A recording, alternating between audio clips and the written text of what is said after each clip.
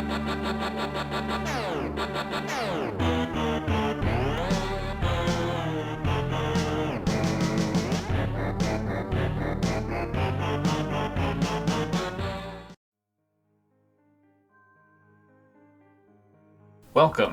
to the 50 countries series.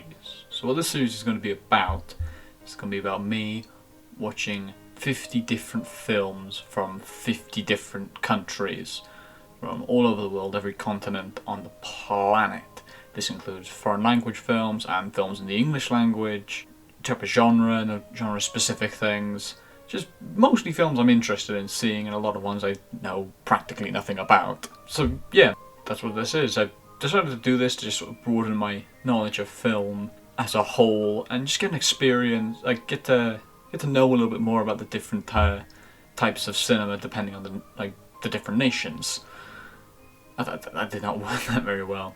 So the whole list is available on Letterboxd. I'll link that in the description, my Letterboxd, and I will have all the different films and it has all the different films on here along with its corresponding country. There are two sort of like weird films where they don't exactly follow the rules. Those films are Benda Pilili, the film, the Congo film.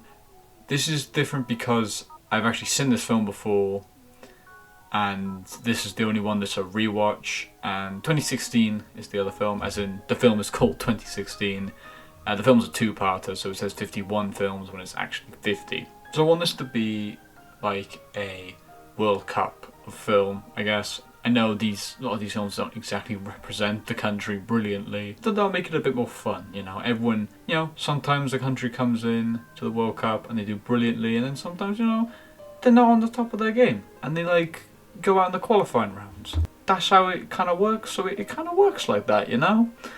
So yeah, I thought I'd make it a little bit more fun. I'd rank them as I go along, see which country ends up winning this, and yeah, I'll try to get this done by the end of the year. I'll update for each month. I probably will watch more later on in the month because now I'm kind of getting into it a little bit more. But yeah, these are the 4 that I watched during the month of January. MC Monty on the mic, yes I was sitting in the gaff and I had no fucking clue. Yes, I had to do something to do. I was sitting with Elsie and MC. So the first country on the list is Wales. You know, thought I'd start where I came from. Before I go on this big old adventure, I'll start, you know, with my roots. We have the 1986 Stephen Bailey film Coming Up Roses, which has about 12, I think at this point, I had 12 people who've watched it on Letterboxd, and I am the sole reviewer. I did it mewn y Gymraeg because, I mean, you know, if I'm going to be the only one who's going to review it, I'm going to make sure the review is a proper review, you know. I want it to be a good one. It's riddled with spelling mistakes, so anyway, that's not important. So the plot of this film it's very simple, very done to death kind of plot. So a local business closes down, in this case a cinema. One of the cinema workers, I think his name is Stuart, I might be wrong, I haven't checked, is forced to find a new job, but keeps coming back to the cinema by cleaning it up to hopefully potentially reopen it, you know, refurbish it a bit, and you know, hopefully the council doesn't take it away, but eventually just goes into trashing the place so the council don't take it, and then that leads them to start growing mushrooms. Not those kind of mushrooms, the ones that you eat with your food, normal ones. And yeah, there's also a love plot in the film. I mean, it is sort of a rom-com, I guess, but the romance is not, there's not a lot of it. But it's in the film, I guess. And he also has to save money up for his boss, which is why they actually start farming the mushrooms, is because they will need to save up money for his funeral. So he takes the money away from his funeral fund to help someone who's dealing with a lot of hard times. And that's kind of what this film very... There's a lot of poverty in this movie, as in it deals with, like, all the characters in the film are going through tough financial times. At least all the characters that live in the village in this film. Everyone's constantly selling a lot of their assets, just trying to make ends meet. A lot of people taking up jobs they don't inherently want to do. A lot of failing businesses. That's what a lot of the film is about. It's quite, for a comedy, it's very down. It's a bit depressing. It's not very uplifting comedy. A lot of the music is quite mellow, I guess. I don't know exactly how to describe it, but yeah, it's a, I wouldn't call it a dark or like a black comedy either, because the jokes in it are pretty like easygoing jokes. It's just the tone of the film in general is just, it's got very depressing sort of tone. Of course, this is possibly a commentary, or it probably is a commentary on obviously the coal mining and the miners' strikes that happened only a few years before this film came out. When they start farming the mushrooms in the cinema, they have to they have to make it completely dark in the cinema, and they have to use like mining helmets to like look around, and it's clearly the imagery is meant to invoke that. So this film definitely has a meaning, has a point, and it clearly comes from a community that was struggling and trying to show these struggles within a comedy film, which I'm pretty sure we got like some pretty mainstream attention. So I think that's a great thing. Now I've got to start to get to the parts of the film I didn't like. The first thing, because at the end of the day, this film is not great. I think there's definitely good parts to it, but for them, it's not for everyone. I mean, the first thing I'll say is that it's quite boring, and not a lot happens. There's a lot of scenes where it just feels like it just keeps going. It's quite flatly shot, and there's a lot of dialogue scenes which don't feel very important or aren't very interesting at all. A problem with the film that isn't actually a problem with the film, it's just the version that I watched, and the only version I can find of the film, which is probably why the clip of this is so low quality, is the subtitles are mostly wrong. As someone who can speak and read Welsh fluently, it was incredibly hard to watch this, because a character would be saying something and then the subtitles would come up with something completely different, and that really got on my nerves. But again, that's not the fault of the film. Yeah, the other problem is, I think I sort of mentioned it sort of before, but the comedy is not very funny. It's pretty lowest common denominator stuff. The cues are really bad for like the punchlines and stuff. A lot of it's like, a lot of the jokes don't really hit because the timing and the editing is really off in this film. Like, it's not filmed like a comedy, it's filmed like, I don't know, a soap opera or a TV drama. It doesn't really feel like a comedy at all, but I guess it is. So it fails at being a comedy, and it does sort of fail at being a romance as well, but it does sort of succeed in being a drama, I think. I think that's what you got to go into this film looking for. It's got this very small town sort of feel.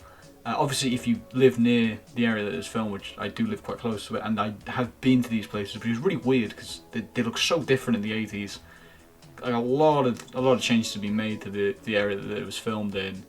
If you want that sort of small town feel and very TV movie-ish feel, like it's a film with quirks. It's more it's good for its quirks and less for its actual qualities. The ending is, I'm not going to spoil. These are going to be all spoiler-free. The ending's great. The ending is really quite poignant, and it works really well with the few opening shots. It sort of sets up how it's going to be, and I wasn't expecting that from it. I was just expecting a cheap TV rom-com, but there's actually quite a bit of substance to this film. It's just too bad that it's masked by unfunny comedy and just some really boring stuff in general. Last thing I'm going to mention about this film is that Conga was on the screen in the cinema, which I'm probably maybe one of the only people that can name the film Conga, and has also seen Coming Up Roses, which I just thought was quite funny to mention. No, Conga is not the England's film, if you're wondering. So this one gets a 3 out of 5. I mean, I think I just got to give it a positive rating because I would say it's worth watching. It's not the most entertaining thing in the world, though. I think I'm probably going to get that a lot from these films later down the line. But I'd still say worth a watch, and I'm happy I watched it. Don't frighten us, English pig dogs! Go and boil your bottom, sons of a silly... So for the second one, we have Eyes Without a Face from 1960 by Georges Franju.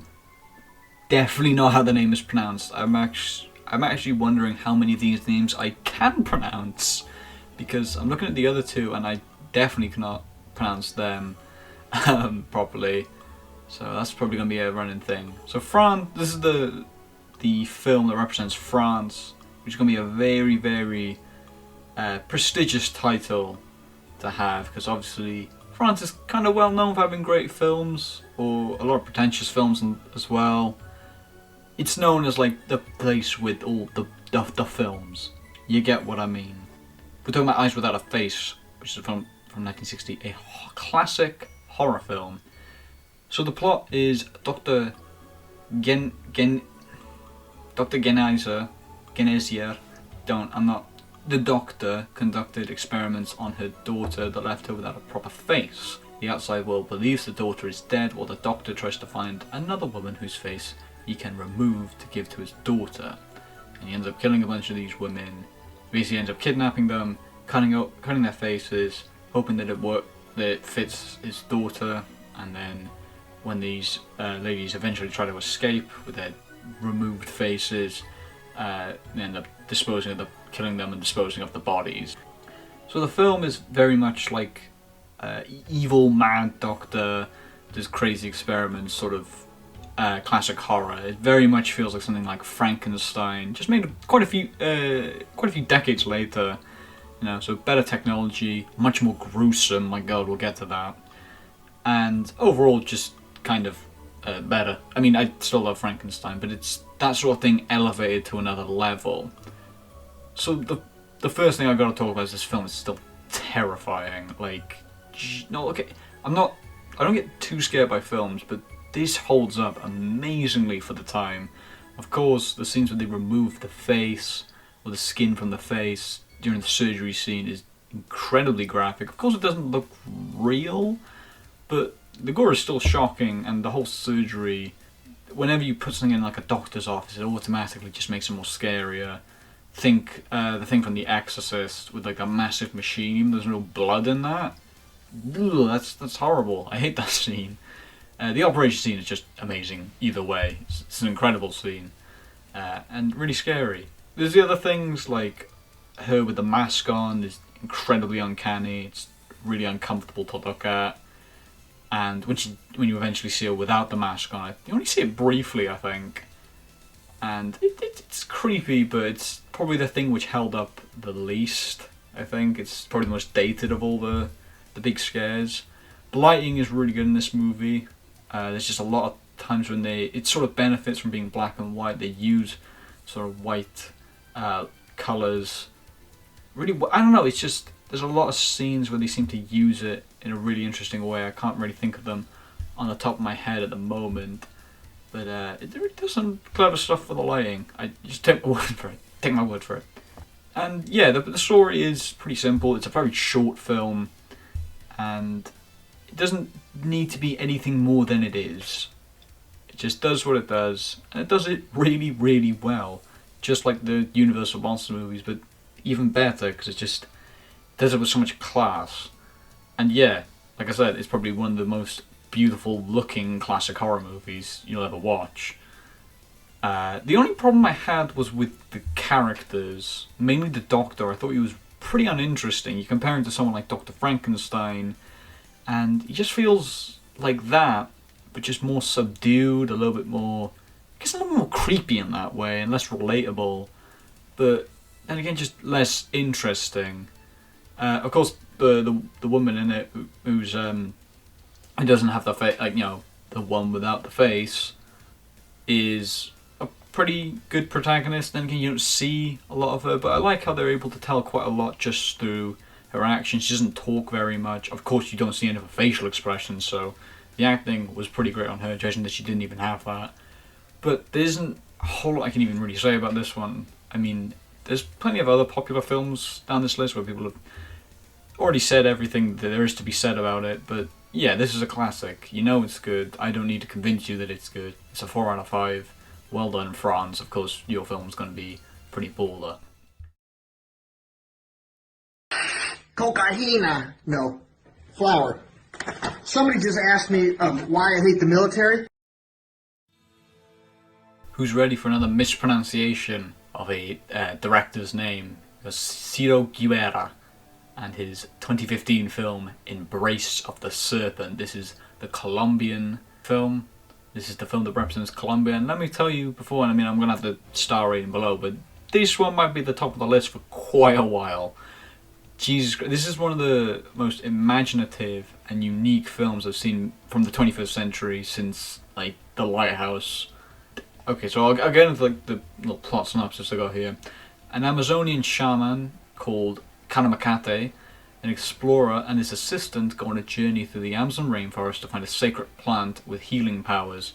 This is played alongside a similar story that takes place 40 years after the original with a completely different explorer. And this takes place, or the original bit sort of takes place in the early 1900s, with later on taking place during the, I'm imagining like post-war 1940s? I think that would make sense with the timeline. I'll get my only issue with the film out of the way first. The stock sound effects. There are a lot of stock sound effects in this film, and they were really noticeable. They didn't mask them very well. There's one scene where they used the bird sound, this like bird sound effect. I'll play if I can find it. I'll play it. But they use it like a ton in this one scene, and it's really distracting because that's the one that was used in Birdemic. And I couldn't stop thinking of the Birdemic scene with like the hitting them with the coat hangers. Yeah, oh my god, that was really bad. That was more like a personal thing. Other than that, I couldn't really find a flaw with this one. So just like The Lighthouse, like obviously the comparison is that they're both fairly experimental movies made in the 2010s with black and white. But why I say that is because they both seem to do this thing where they balance the engagement, as in like, you know, characters, things that you can actually be invested in, and these weird sort of things to question. Sort of like how David Lynch does his films, where he thinks about the actual structure of the story first, and then all the weird stuff can kind of come later, you know, throw in the spices of the film. And this does that brilliantly. You have the three core characters are really, really interesting. None of them are inherently bad, none of them are inherently good, but they all play off each other really well. You're constantly changing who you're rooting for, who you think has, like, who do you think is the one, who's the good one. And none of them are good, none of them are good, none of them are bad. They're all just kind of people. Kanamakate is one of the best written characters I think I've ever seen. He's automatically, like, he's just a joy to watch. The guy who plays him incredibly well. He owns every single scene he's in, and he's the only character who sort of transcends the two narratives going on. And both when he's old, like I love how you can really tell the distinction of when he's old and when he's young. And when you see him when he's young, how he's acting, and then you see how he's older when he's acting, you know something's going to happen at the end of this sort of older story that makes him change. So you're anticipating what that's going to be, and then when it all sort of clicks, then you get his final sort of, when his character arc finally completes in the second story, it just feels so satisfying, because he's a character you end up really caring for. Every time he does something where you feel, every time he acts sort of cold or uncaring, which he kind of tends to do quite a bit, he'll do something, like when he's on the boat, because I'm assuming that he hasn't, being like an Amazonian shaman, he probably hasn't been on a boat before, or doesn't go on them very often. He's just sort of like laughing away just because of how much he's enjoying it. Stuff like that makes him really, really likable. Not to say the other characters aren't as good as him, but that was the standout thing from this film. Another standout thing that I really like that sort of represents how good this movie is the opening scene, which has, it's pretty disturbing, but it's just a snake eating its young, and I'm pretty sure it's real. It is disturbing as all hell, like really disturbing. But it has a point when you compare it with the title and a lot of the sort of Amazonian beliefs. you can kind of like piece together like what is the serpent meant to represent? Is it this character? Is it this one? What does it all mean? And it keeps you questioning it throughout the whole film, and it keeps changing what you think, just like you changing who you're rooting for in terms of the main characters. It's really clever stuff like that that I just absolutely love about this film. Of course, the film looks beautiful. It films the jungle and the river just magnificently. Every shot just looks dead gorgeous, especially the reflections on the river. They do some really cool transition shots with those. Those are like the standout things from this movie, but there's just everything about it I completely adored. And it tells an interesting part of history that doesn't really get told a lot. I mean, there's not many films I can think of. I mean, there's probably some older ones which have not aged very well and don't really depict Amazonian people in the way that this film does. But it's just something that's not really explored that much, and this one just shows how it could be done so interestingly. It feels like a film straight from the 70s, like a proper original classic. It's so structured, like the pacing is sort of like that as well. It's slow, but you just can't stop watching it. It's already hooked you without you even knowing it. That's the best way I can describe it. There's probably people who can explain it better than me, but that's what I personally think, and I completely adored this one. I cannot recommend it enough. Last time I checked, it was on all 4. It might not be anymore, but if it is, please, for the love of God, watch it. You are doing yourself a disservice by not watching it. 4.5 stars. This is the leading film at the moment. Hey, everybody! It's Leif Erikson Day! Hinga-dinga-durgan! Troll Hunter is a 2010 mockumentary by Andre Overdal, and this is the Norwegian film, if you couldn't tell by the guy's name. It has a cross through the O. I'm assuming that's a Norwegian thing. I have no idea what it can mean. So the plot goes, a group of documentary filmmakers follow who they think is an animal hunter who's been like poaching a bunch of bears around the area, and they follow him.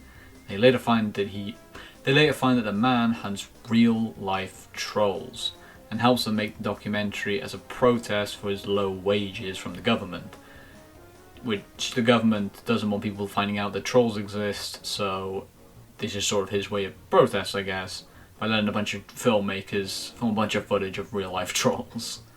I'm just going to start off with, again, just sort of like Conor McCarthy. The troll is a really cool character.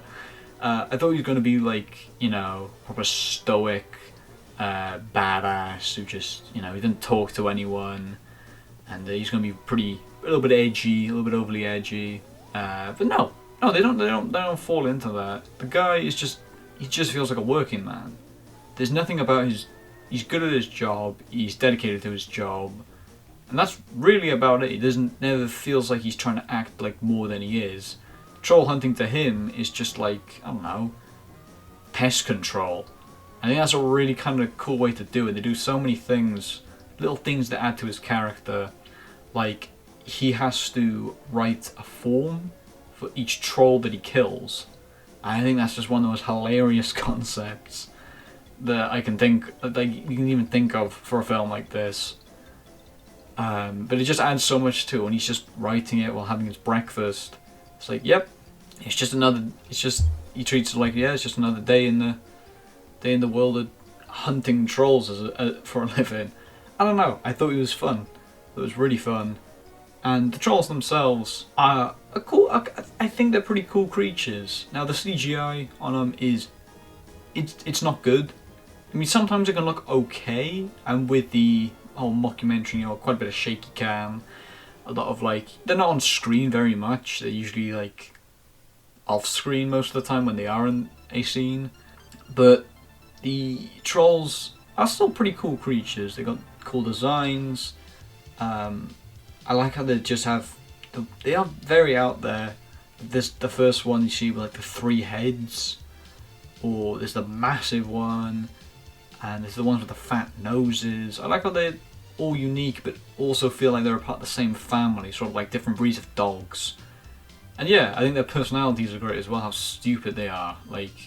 It's so common in a film that monsters, they're all like Predator with their hunting down the enemy, they're unstoppable. But no, these guys are kind of dumb. They act like just animals. Like, a lot of animals are just kind of stupid. And that's what they kill most of them, is by outsmarting them. And I think it's nice. And yeah, the film is, it's funny. It's a really funny film. Like, there's just, I'm trying to think now.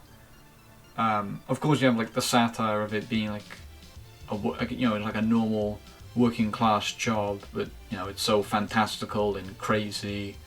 I think a lot of this humor as well just comes from how seriously people take the trolls. And the troll fart was, I mean, it was a funny fart. I thought it was a funny fart.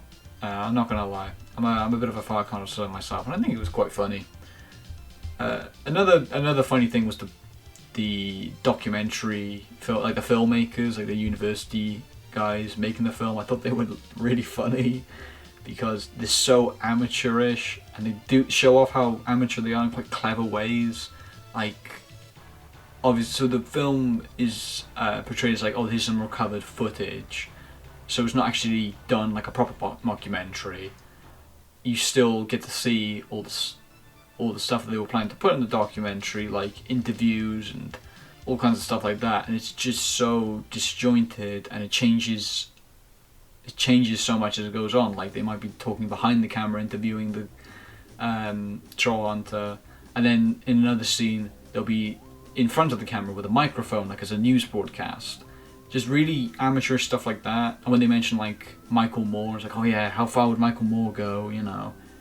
And yeah, like how they were kind of in it just for like the fame and fortune. I think that also does add kind of elements of it being, I mean, it's funny. It's funny, it's clever, and I love any giant monster film or kaiju film that is unique. I like anything that does something a little bit different, you know. The mockumentary format, something I don't think I've seen with a giant monster film. Very similar to like What We Do in the Shadows, I guess. It's a more sort of offbeat version of What We Do in the Shadows. That's probably the best way I can describe it. But it's stuff like this and Colossal that really sort of push the kaiju genre in different places, you know, different genres. Like taking the concept of having a giant monster and using it for different things other than just an action film or a disaster film. Trying to elevate it a little bit. And of course I'm just going to have that bias with it being a giant monster film, which is probably why this one gets a 4 out of 5. It's a bit of a generous rating, but then again I can't really find much wrong with it. It's just that there's only so good this kind of concept can be. Yeah, that's Troll Hunter, 4 out of 5.